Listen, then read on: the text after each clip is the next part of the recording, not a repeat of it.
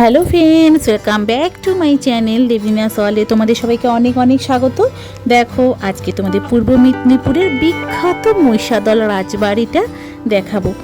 কেমন, কোথায় থেকে যাবে, কেমনভাবে যাবে, সব কিছুই শেয়ার করছি তোমাদের সঙ্গে। কাছে পিঠে কলকাতা থেকে এটা ঘোরার জন্য খুবই ভালো জায়গা। তো চলো আজকের পুরো ভিডিওটা দেখো, আর যদি ভালো লাগে লাইক দিয়ে শেয়ার করে দিও আমার ভিডিওটা, আর সাবস্ক্রাইব করে পাশে থেকো। আমরা এখন বাসের জন্য ওয়েট করছি। আর তোমরা কলকাতা বা হাওড়া থেকে আসতে চাইছো, তারা খড়গপুর বা মেদিনীপুরগামী লোকালে মেছেদা স্টেশনে নেমে সেখান থেকে হলদিয়াগামী বাসে উঠবে। তাহলে মহিষাদল স্টপেজ সিনেমা মোড় বললেই নামিয়ে দেবে। আর সিনেমা মোড় থেকেই মহিষাদল রাজবাড়িটা খুব কাছেই। আমরা দেখো বাসে করে এখন যাচ্ছি। প্রায় তমলুক থেকে টাইম লাগে 8 ঘন্টা 35 মিনিট, আর মেছেদা থেকে 1 ঘন্টা 10 মিনিটের মতন লাগবে টাইম। আমরা দেখো পৌঁছে গেছি মহিষাদল সিনেমা মোড়। এই মহিষাদল সিনেমা মোড় স্টপেজটা বললেই এখানে বাস থামিয়ে দেবে। তারপরে রাস্তাটা ক্রস করে অপোজিট দিকে চলে আসবে তোমরা। তারপরে একটু ব্যাক সাইডে, মানে মেছেদা যেদিক থেকে বাসটা এলো সেই মেছেদার দিকেই ব্যাক সাইডে একটু এগিয়ে রবীন্দ্র পাঠাগার যে আছে তার পাশ দিয়েই হেঁটে গিয়ে বাঁ দিকে একটা রাস্তা বেঁকে যাচ্ছে। এখান থেকে অজস্র টোটো আছে। তোমরা যদি টোটো ধরো পার হেড 20 টাকা করে তোমাদের মহিষাদল রাজবাড়িতে নামিয়ে দেবে। আর যদি টোটো ধরতে না চাও তাহলে ওই বাঁ দিকের রাস্তাটি দিয়ে সোজা গেলে 5 থেকে 10 মিনিট হাঁটলেই তুমি 5-7 মিনিট হাঁটলেই, 10 মিনিটও লাগবে না, তোমার মহিষাদল রাজবাড়িতে পৌঁছে যাবে। আমরা দেখো হেঁটে হেঁটে যাচ্ছি, আর দুদিকে অনেক দোকান আছে। এখানে শ্রাবণী মেলাও বসেছিল, তাই মেলার দোকানগুলি দেখতে দেখতে আমরা হেঁটে হেঁটে যাচ্ছিলাম।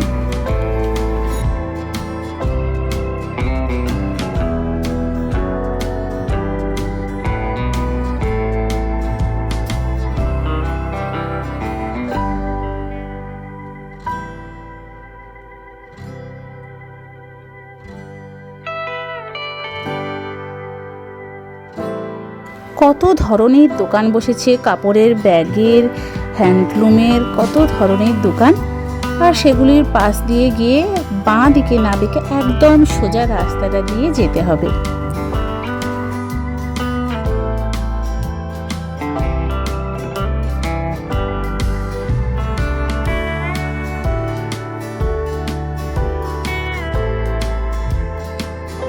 তারপরে পড়বে মহিষাদল রাজ কলেজ। এটাও একটা খুব বড় বিখ্যাত কলেজ।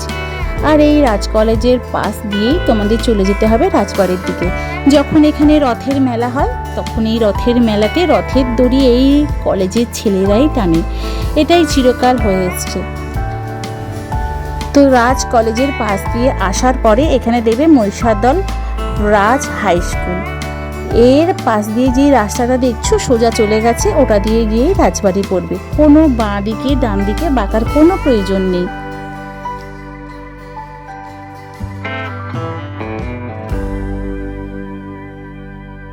রাজবাড়িতে পৌঁছে গেছি, আর বাইরেই একটি টিকিট কাউন্টার আছে। ওখানে 20 টাকা করে টিকিট পাওয়া যায়। সকাল 10টা থেকে 5:30, 6টা পর্যন্ত খোলা থাকে। তো এখান থেকে টিকিট কেটে তারপর আমরা রাজবাড়ির ভেতরে প্রবেশ করলাম।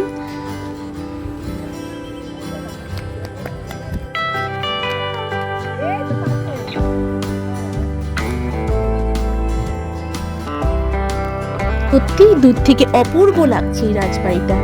সাদা রঙের উপর এই সোনালী কারাজের কাজ সত্যি অসাধারণভাবে সৌন্দর্যটা ফুটিয়ে তুলেছে। আর চারদিকে এই সুন্দর সুন্দর কাজুর বাগান, নারকেল গাছ, আর মাঝখানে একটা রাজকীয় কামান ডাকা। চারদিকে বসার অনেক জায়গা আছে, এখানে বসে থাকতেই পারো তোমরা। আর সত্যি পরিবেশটা খুব সুন্দর ছিল, না ছিল রোদ, না ছিল বৃষ্টি।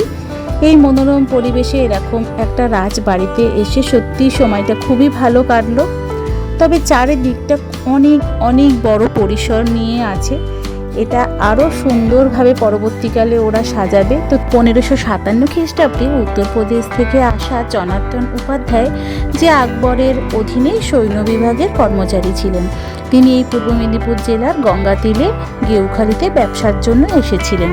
এই সময় তিনি এই মহিষাদল রাজবাড়ি তৎকালীন যে জমিদার ছিলেন কল্যাণ রায় চৌধুরী, তার কাছ থেকে এই রাজবাড়িটি কিনে নেন নিলামিতে। আগেকার রাজারা যে বন থেকে বাঘ মারত বা শিকার করতো, তারই কিছু ফটো এখানে সাজানো ছিল। কিছু তাদের ব্যবহার করা যে হামানদিস্তা সেগুলো রাখা ছিল বাইরে। আর ভেতরে অনেক তারা যে শিকার করে এনেছে সেই সমস্ত পশু, তাদের ব্যবহৃত জিনিস, সোফা, খাট সব কিছু ছিল, কিন্তু সেগুলো ক্যামেরাবন্দি করার অনুমতি তো ছিল না, তাই জন্য আমরা করতে পারিনি। তারপরে মোগল সম্রাট আকবরের দেওয়া মহিষাদলপতি স্বীকৃতি পান, আর বৈরাম খাঁর দেওয়া একটা সুন্দর তরবারি উপাধি হিসেবে পান। তো রাজা জনার্দন উপাধ্যায় হচ্ছে এই মহিষাদল রাজবাড়ির প্রতিষ্ঠাতা। তারপরে বংশ পরম্পরায় চলে এসছে এদের আধিপত্য, প্রচুর নাম, এদের অনেক খ্যাতি, পুরো পূর্ব মেদিনীপুরের গর্ব এই মহিষাদল রাজবাড়ি। পুরনো রাজবাড়ি একটু ধ্বংসাবশেষে পরিণত হওয়ার পরে পরবর্তীকালে এই রাজবাড়িটি তৈরি হয়। তবে তোমরা যারা এখানে আসছো, তোমরা তমলুকের বর্গভূমিমা মন্দির, রামকৃষ্ণ মঠ দেখে এখানে আসতে পারো। তারপরে এখান থেকে গেউখালীতে গঙ্গা নদীর ধারেও তোমরা যেতে পারো, ওটাও খুব ভালো স্পট।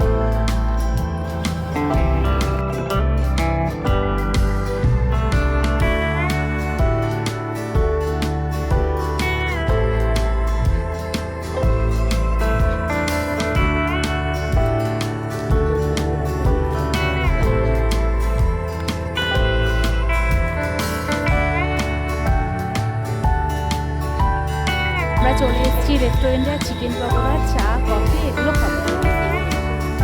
এটা হচ্ছে রাজবাড়ির রেস্টুরেন্ট, বাইরে একটা করেছে।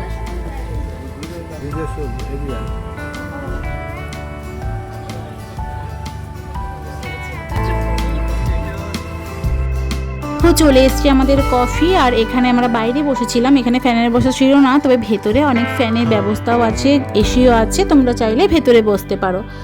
আমাদের কফি, চা, চিকেন পকোড়া চলে এসছে। সত্যিই খেতে খুব ভালো ছিল চিকেন পকোড়াগুলো। বাকি অন্যান্য অনেক আইটেম আছে, তোমরা আসলে এখানে খেতে পারো। এই দেখো, এটা হচ্ছে রাজবাড়ির চারিদিকে এই পরীক্ষা, যাকে আগেকার যুগে রাজারা পরীক্ষা দিয়ে চারিদিকে রাজবাড়িটা ঘেরা থাকতো। তো দেখো বিকেলের দিকটাতে কত সুন্দর সূর্যের আলোটা পড়ন্ত পড়েছে, ভালো লাগছে। আর এই পাশ দিয়ে ভেতরে তারপরে এই রাজবাড়ির বাগানের মধ্যে দিয়ে আমরা যাব এদের প্রতিষ্ঠিত, রাজবাড়ির প্রতিষ্ঠিত গোপালজির মন্দির। ওটাও খুব রাজবাড়ির বিখ্যাত প্রতিষ্ঠিত জাগ্রত একটা মন্দির। তোমরা অবশ্যই রাজবাড়ি আসলে ওখানে যেও আর প্রণাম করে এসো। তো দেখো এই পুকুরের ভেতর দিয়ে পাশ দিয়ে যে রাস্তাটা আছে ওটা দিয়েই যেতে হয়। এখানে আম বাগানও আছে, বিখ্যাত রাজবাড়ির অনেক বড় আম বাগান আছে। তো আম বাগানগুলোতে এখন তো আম নেই, বাট আম বাগানগুলোর মধ্যে দিয়ে ওই মন্দিরটার কাছে যাওয়ার রাস্তা আছে।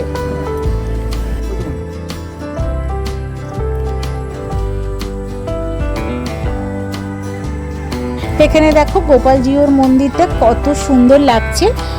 কখন খোলা থাকে না থাকে সব সময়সীমাটা বাইরে বোর্ডে লেখা ছিল, সেটাই তোমাদের কাছে দেখিয়ে দিলাম।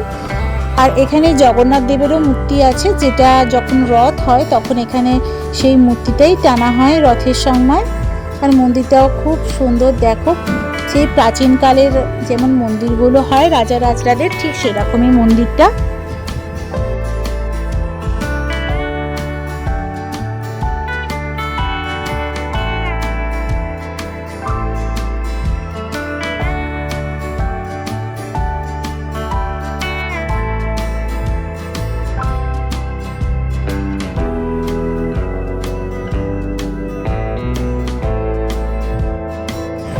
আর এখানে হচ্ছে আবার শিবজিরও মন্দির আছে। তো তারপরে মন্দির থেকে বেরিয়েই এখানে রাজবাড়ির বিশাল বড় যে পুকুর, বড় দিঘি বলে, সেটা আছে। ওখানে আমরা একটু হেঁটে হেঁটে গেলাম, আর ওই দিঘিটার পাশে একটু দাঁড়িয়ে টাড়িয়ে তারপরে আবার চলে এলাম। তোমরা পারলে যেও, এটা বিশাল বড় একটা ঝিল।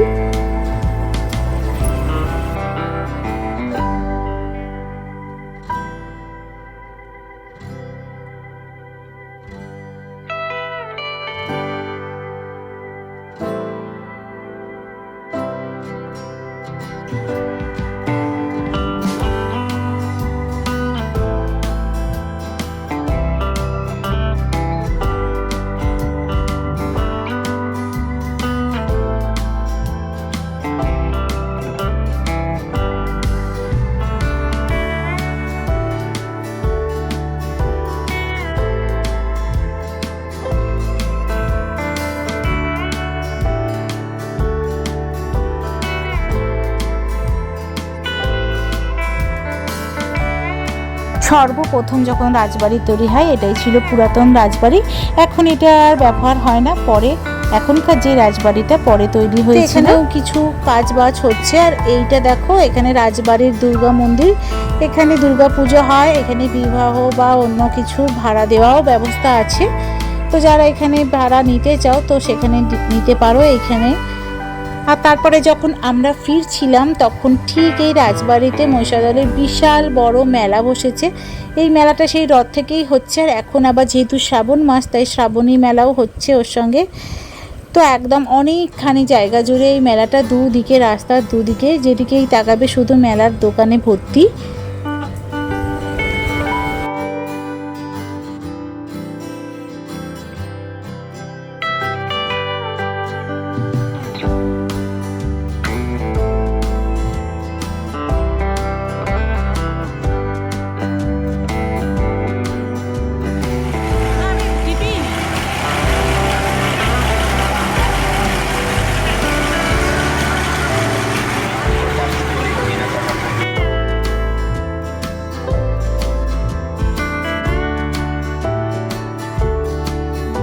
দেখো এবারে আজকের যাত্রা সমাপ্ত করে আমরা ফিরে যাচ্ছি বাড়িতে। পুরো ভিডিওটা যদি তোমাদের ভালো লেগে থাকে একটা লাইক শেয়ার কমেন্ট করে দিও।